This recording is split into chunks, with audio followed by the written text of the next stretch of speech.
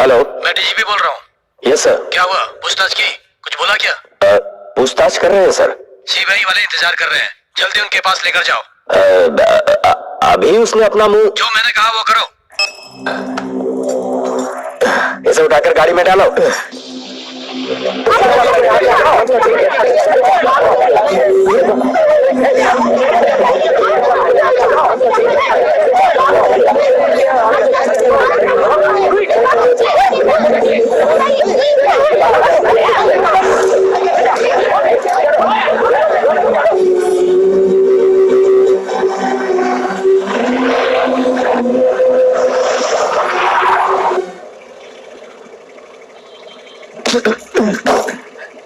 उधर देख, इन सारे लोगों के चेहरे पर कितनी खुशी है, देख रहा है?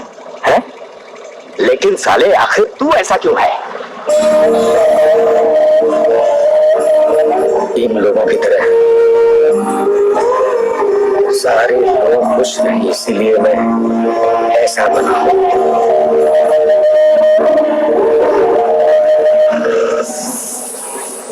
राजकुमार सिंह, एमबीबीएस, पिता का नाम नरेंद्र सिंह, माँ का नाम कमला देवी। बोलिए डॉक्टर, ये सब आपने क्यों किया? क्या चाहिए आपको? नीति चाहिए, न्याय चाहिए। अगवा किए लोगों के काले कारनामों का खुलासा चाहिए हमें, और कड़ी से कड़ी सजा मिलनी चाहिए, वो भी सुप्रीम कोर्ट के जज से चाहिए। लोग और मीडिया वालों के सामने ये सब होना चाहिए। इन सब का इंतजाम आप करेंगे तो मैं अगवा किए लोगों को लेकर आऊंगा। उन सब लोगों पर बहुत सारे केस हैं डॉक्टर, उन सबसे पूछताछ चल रही है। Raju, be reasonable. इस विषय में सुप्रीम कोर्ट अपना फाइनल जजमेंट दे, ये इतना आसान काम नहीं है। आसान बनाना होगा, करना होगा। मैं जो कुछ भी मांग रहा हूं वो मेरे खुद के लिए नहीं, नो, बल्कि उन भोले भाले इंसानों के लिए मांग रहा हूं जो हमेशा तुम लोगों के अन्याय और भ्रष्टाचार का शिकार होते रहे हैं। अपने लिए नहीं, अपने लिए नहीं। इन सब का जब तक आप इंतजाम करेंगे तब तक मैं इंतजार करूंगा। उससे पहले अगवा हुए लोगों की भनक तक आपको नहीं मिलेगी।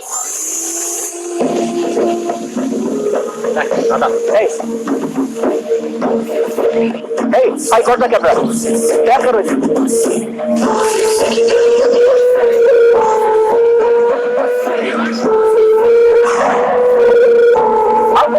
Come on, quick.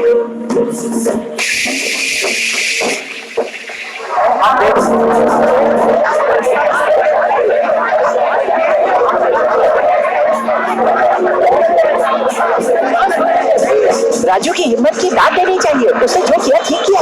राजू जैसा आदमी हर गांव में होना चाहिए साहब। उसने जो कुछ भी किया है वो तो मुझे बिल्कुल ही न्याय संगत लगता है। ऐसे कोई इंसान हर राज्य में हो जाए तो देश सुधर जाएगा।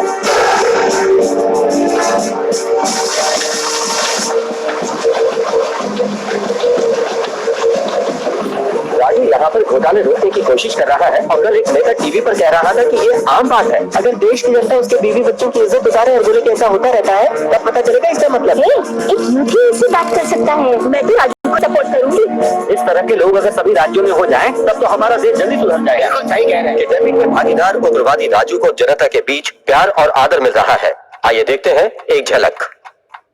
राजू जो कर रहा है क्या आप सबको न्याय लगता है? उसकी मांग करेक्ट है, एब्सोल्युटली करेक्ट। राजू की रिहाई के लिए और पब्लिक इंटरेस्ट मैं खुद सुप्रीम कोर्ट में अर्जी दूंगा। अगवा कर लिया कहते, क्या अगवा कर लिया? सोना चांदी अगवा कर लिया, किसी की लड़की को अगवा कर लिया, मेरे बच्चे को अगवा कर लिया, घोटालेबाजों को अगवा किया है। हर बार इलेक्शन में करोड़ों रुपए खर्च करके ये लोग जीत कर आते हैं, इसलिए जनता की सेवा करने के लिए ना इतने पैसे खर्च करके ये लोग जीतते हैं और घोटाले पर घोटाले करते रहते हैं। ऐसे नेताओं से न्याय की उम्मीद नहीं रखनी चाहिए। कौवे के मुंह से प्यार से रोटी नहीं मिलती है, हमें उससे छीननी पड़ती है। क्यों सवाल कर रहे हो? बिना गलती करने वाले को जेल में डाल दिया, हमें भी भले ही जेल में डाल दो, उसी का साथ देंगे। अगर सरकार ने जल्दी उसकी बातें नहीं मानी हम लोग अनशन में राजू जो कर रहा है वो सही कर रहा है, हम उसी का साथ देंगे। हम न्याय चाहिए बोलते रहते हैं, लेकिन वो करके दिखाया, वही सच्चा आदमी है।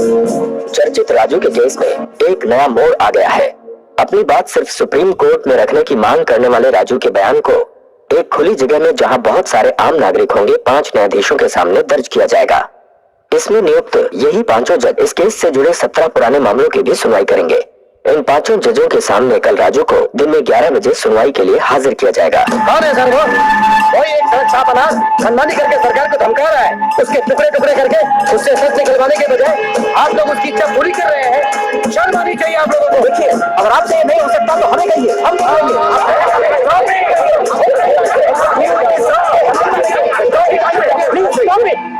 आपका गुस्सा मैं समझ सकता हूँ। अभी उसके हाथ में 7 लोगों की जान है, ये मत भूलिए। अच्छा, तो उसकी डिमांड मानकर न्यायाधीश न्याय करेंगे और वो हम मान लेंगे। वो लोग ऐसे फैसला नहीं दे सकते। अगर दे भी दिया तो सरकार इस मामले में चुप बैठी नहीं रह सकती। सरकार चुप रहेगी या कुछ करेगी, लेकिन हम चुप नहीं बैठेंगे।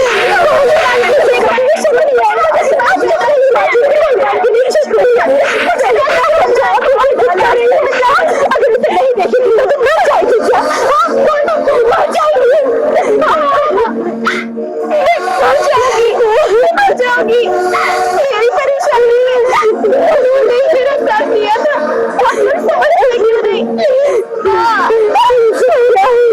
हमारे बेटे को क्या है, वो बहुत अच्छे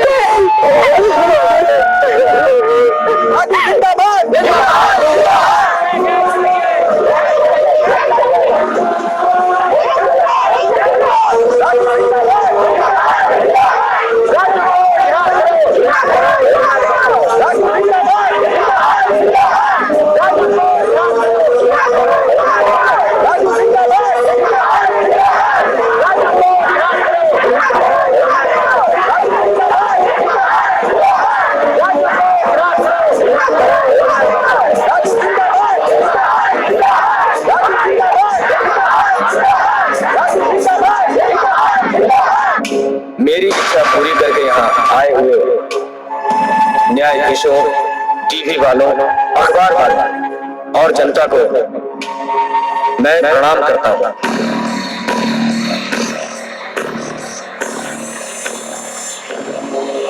मैं आप लोगों में से ही एक हूँ, फिर भी मैं आपके सामने उग्रवादी बनकर क्यों खड़ा? जो अगवा हुए उनका और मेरा रिश्ता क्या है? राजनीति से हमारा कोई लेना देना नहीं है। हम भी ऐसा ही सोचा करते थे, लेकिन नेताओं के किए हुए घोटालों से और अपनी आंखों के सामने गलत होता हुआ देखने के बाद हम इस अपहरण के रास्ते पे उतर आए। जुलूस, आंदोलन, अनशन, सब तरह से न्याय मांग मांग कर थक कर आखिर में हमने ये रास्ता अपनाया। हमारे पास इसके अलावा और कोई रास्ता नहीं था। तुमने कहा था कि तुमने जिनका अपहरण किया है तुम उन्हें रिहा कर दोगे यदि आप उन्हें सिर्फ और सिर्फ मृत्यु दंड देंगे, तो मैं उन्हें आपको सौंप दूंगा। What do you mean? Yes. घोटाले और धोखाधड़ी का ही मैं न्याय मांग रहा हूँ। सरकारी ठेकेदारों द्वारा बनाई गई इमारतों के गिरने से होने वाली मौतों के लिए क्या इनको सजा नहीं मिलेगी? किसान अपना कर्जा न चुकाने की वजह से अपने परिवार के साथ आत्महत्या कर बैठते हैं, क्या उनको न्याय नहीं मिलेगा? मंत्री के अपने लोग बेधड़क होकर नकली शराब बनाते हैं जिसकी सजा हमारे समाज को भोगनी पड़ती है। जहरीली शराब पीकर इसकी सजा नहीं मिलेगी क्या? 1 महीने में जहाँ आदमी अपना सेलफोन बदल देता है, वहीं लोग 1 जून की रोटी ना खाने की वजह से मर रहे हैं, धूप से मर रहे हैं, बीमारी से मर रहे हैं, भीख मांग रहे हैं, भूख से मर रहे हैं सब, जिनकी वजह से यह हो रहा है उनको सजा नहीं मिलेगी। दवा कंपनियों के नकली दवा बनाने की वजह से जो लोग मर रहे हैं क्या उनको सजा नहीं मिलेगी? सब जानते हैं किसके पीछे कौन है। ऐसे घोटाले करने वालों को अगर मैं खूनी बोल रहा हूँ तो क्या गलत है? हमने जिन 7 लोगों का अपहरण किया वो कौन है? वो सारे के सारे कोर्ट के द्वारा मुजरिम करार दिए गए। उन सभी लोगों ने करोड़ों का घोटाला किया है और वो सजा से बचने के लिए हर बार अपर कोर्ट में अपील करके और कानूनी दावपेच लगाकर सजा से बचे हुए हैं और आराम से बाहर घूम रहे हैं। ये सब देखकर लोग ऊब चुके हैं। इन घोटाला करने वालों को ऐसी सजा मिलनी चाहिए जिससे ऐसे लोगों को सबक मिले कि अगर ऐसा घोटाला किया तो कोई नहीं बचा सकेगा। ऐसे लोगों को मौत मिले, कोर्ट नहीं, आगे सिर्फ शमशान है। ये डर आपको अपने न्याय से बनाना होगा। ऐसे लोगों के लिए कोई दूसरा दंड नहीं है, केवल मृत्यु दंड है।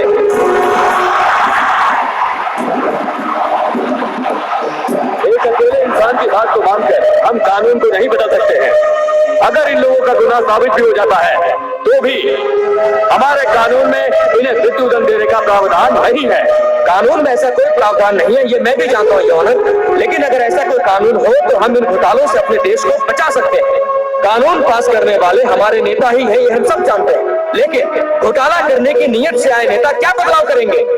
बेशर्मों की तरह खादी की भी परवाह न करते हुए हमारे कोर्ट के परिसर में खड़े होकर बिना शर्म और लिहाज के ऐसा इंटरव्यू देते हैं जैसे वो गुनहगार नहीं, धोखेबाज नहीं, बल्कि साधु हो। क्या ऐसे लोग कानून बदलेंगे? और दिल के दौरे का बहाना करके अस्पताल में भर्ती होके तारीख पे तारीख लेकर न्यायालय को गुमराह करके ये दोगले नेता कानून को बदलने की जगह पर खुद के फायदे के लिए नए नए रास्ते निकालेंगे। ये गरीब अपने खून के एक एक कतरे को पानी की तरह बहाकर रोड पर, गटर में, गली में और कुएं में रोज रोज काम करके पैसे कमाते हैं ताकि वे अपने बच्चों को पाल सकें और कम से कम एक जून की रोटी खिला सकें। गेहूं, मिट्टी का तेल, मिर्च, नमक, सब्जी, यहाँ तक कि अपने पीने के पानी में और तन ढकने वाले कपड़ों में भी कटौती करके सरकार को किसी न किसी रूप में पैसे देते आ रहे हैं। लेकिन यहाँ बैठे ये नेता उन पैसों का आसानी से घोटाला करके अपने देश के बाहर दूसरे देशों में करोड़ों की जायदाद बनाते चले आ रहे हैं। अपने देश के खजाने को खाली करके महंगाई का बोझ लोगों के सर पर डाल डाल कर लोगों का जीना हराम कर दिया है। लेकिन इसके लिए जिम्मेदार कौन है? इसके लिए जिम्मेदार सिर्फ वे भ्रष्ट और धोखेबाज नेता ही नहीं बल्कि हम सब भी हैं। ऐसे लोगों को हर बार वोट डाल डालकर जिताने वाली इस बेवकूफ जनता को देखो इन्हें। यही जनता नेता को अधिकार देकर कानून बनाने के लिए पार्लियामेंट भेजती है और वहां ये ऐसे कानून बनाते हैं जिनसे सिर्फ इनका ही भला होगा। कानून में अंतिम निर्णय लेने का अधिकार अगर किसी को है तो वो है सर्वोच्च न्यायालय। लेकिन न्याय का ये मंदिर भी कई बार असली गुनहगार को सजा देने के बजाय और गुनाह करने के लिए आजाद छोड़ देता है। एक आम इंसान हर जगह से हार कर अंत में सिर्फ सर्वोच्च न्यायालय से ही उम्मीद रखता है कि उसे वहां से तो न्याय मिलेगा और हर हिंदुस्तानी को न्याय दिलाने की जिम्मेदारी सर्वोच्च न्यायालय की है। इंडिया में गरीबी रेखा के नीचे रहने वाले कितने लोग हैं उसकी जानकारी लेने के लिए सरकार को आज्ञा आपके न्यायालय ने दी थी। जब इनका हिसाब सर्वोच्च न्यायालय रखती है तो घोटालों का हिसाब क्यों नहीं रखती? ऐसे लोगों को मृत्यु दंड देने का आरंभ होना चाहिए और आपका न्याय एक अद्भुत न्याय होना चाहिए।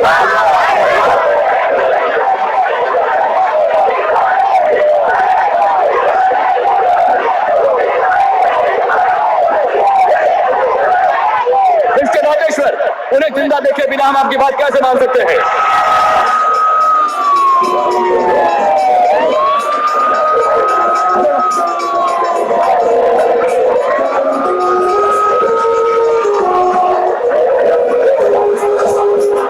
उन्हें कोई भी हानि ना पहुंचाते हुए आपको वापस कर रहे हैं। आप खुद देख लीजिए।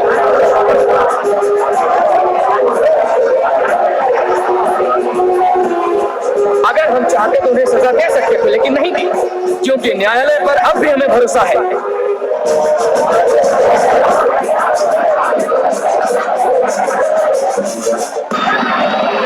हमने उन्हें सही सलामत वापस कर दिया है। अब आप न्याय दीजिए।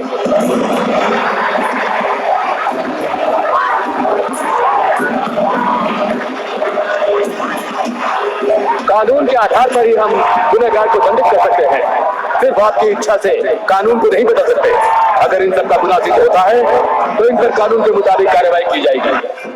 सिर्फ आपकी बातें सुनकर हम इन्हें दंडित नहीं कर सकते। हट में इतने अन्याय करने वाले इन हरामखोर चोरों को अगर सर्वोच्च न्यायालय दंड नहीं दे सकता तो हम लोग मिलकर इन्हें दंड देंगे। न्याय करने वाले को सजा देते हैं और अन्याय करने वाले को छोड़ देते हैं। मारो सालों को, इन्होंने घोटाला किया है, ये सभी देशद्रोही है, इन्हें कुचलकर मार डालो। अगवा हुए लोगों को बचाया जाए, अपहरणकर्ता को कैद किया जाए। अदालत पुलिस को ये आदेश देती है। इन सब लोगों ने कितने घोटाले किए हैं, आप क्या न्याय सुना रहे हो? यही कानून है। सालों को अगर इसके बाद भी हम चुप बैठे रहे तो हमें जिंदा रहने का कोई हक नहीं। मारो सालों को। पूछो तो।